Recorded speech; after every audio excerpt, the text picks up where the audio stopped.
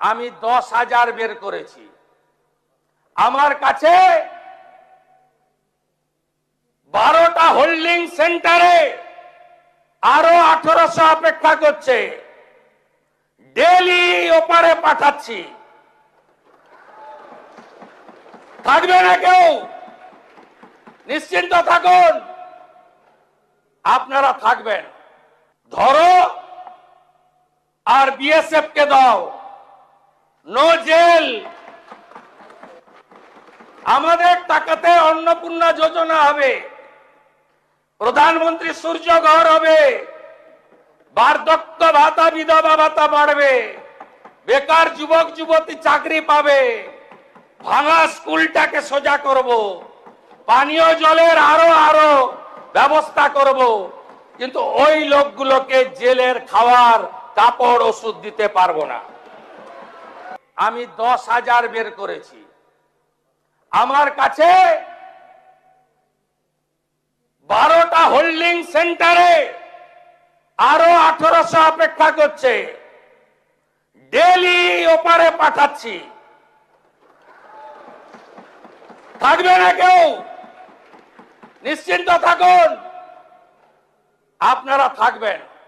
মাননীয় বিরোধী দলনেতা, আজকের বক্তৃতা আপনার ছিল আপনার ওই কমিউনিস্ট আন্দোলনের মতো। পশ্চিম বাংলার বিরোধী দলনেতার মতো বক্তব্য ছিল না। আপনার মস্তিষ্কে কার্ল মার্কস আর হৃদয়ে লেনিন অথবা মাও সেতুং কাজ করছিল। যারা একটা সময় বলেছিল নেতাজিকে তোজর কুকুর, আর রবীন্দ্রনাথ ঠাকুরকে বলেছিল বুর্জুয়া কবি, তাদের কাছ থেকে উপদেশ আমরা নেব না। আপনি বলছেন এখানে এই হচ্ছে, তা বাংলাদেশে রবীন্দ্রনাথ ঠাকুরের স্মৃতিচিহ্ন মুছেছে, বললেন না কেন? অবনীন্দ্রনাথ ঠাকুরের বাড়ি আক্রান্ত, বললেন না কেন? সত্যজিৎ রায়ের বাড়ি আক্রান্ত, বললেন না কেন? অসংখ্য তালিকা আছে, লম্বা লিস্ট। আপনাদের কেউ কেউ বলেছেন এসআইআর, কারা অনুপ্রবেশকারী, কারা ভারতীয়, একদম ক্রিস্টাল ক্লিয়ার। কারা অনুপ্রবেশকারী আপনারা আগে দেখতে পাচ্ছিলেন না। আমরা ভারত সরকারের আইন কার্যকর করেছি। ধরো আর বিএসএফ কে দাও, নো জেল।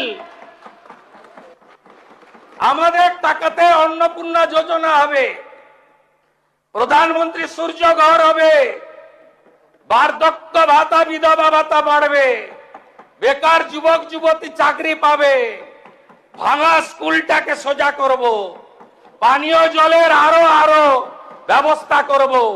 কিন্তু ওই লোকগুলোকে জেলের খাওয়ার কাপড় ওষুধ দিতে পারবো না। আমি আপনার কাছে হিসাব পাঠিয়ে দেব।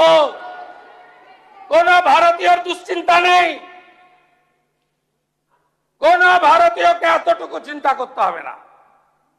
তিনি যে ধর্মের হন, যে সম্প্রদায়ের হন, যে দলেরই হন, সিএ এর আওতায় যারা আসেননি, বাকি যারা ঢুকে পড়েছেন, এখনো অবধি আমি 10,000 বের করেছি। আমার কাছে 12টা হোল্ডিং সেন্টারে আরো 1800 অপেক্ষা করছে। ডেলি ওপারে পাঠাচ্ছি।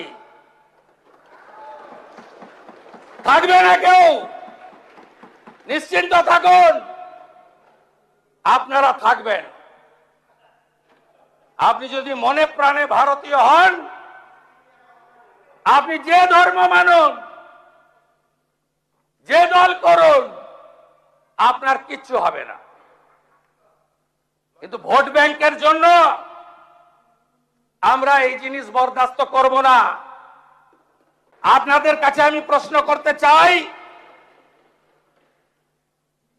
কেন বিএসএফ কে জমি দেননি?